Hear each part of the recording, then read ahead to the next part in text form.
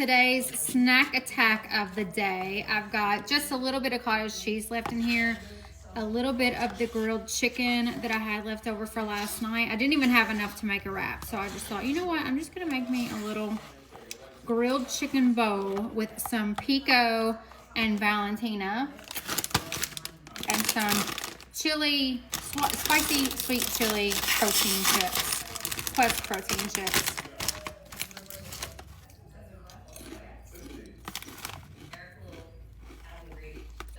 And that is our lunch today.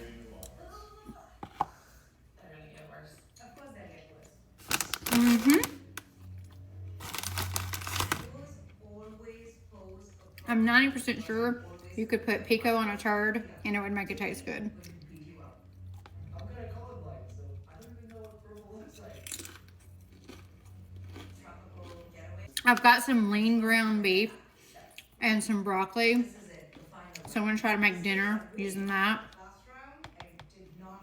Really trying to use up the ingredients that I have because sometimes we be wasteful around here. You know, I'm just coming off a loss, so I'm not gonna fold, obviously, but I am not liking this. I'm going in. This is going to do it though. All right. Cheers, friends.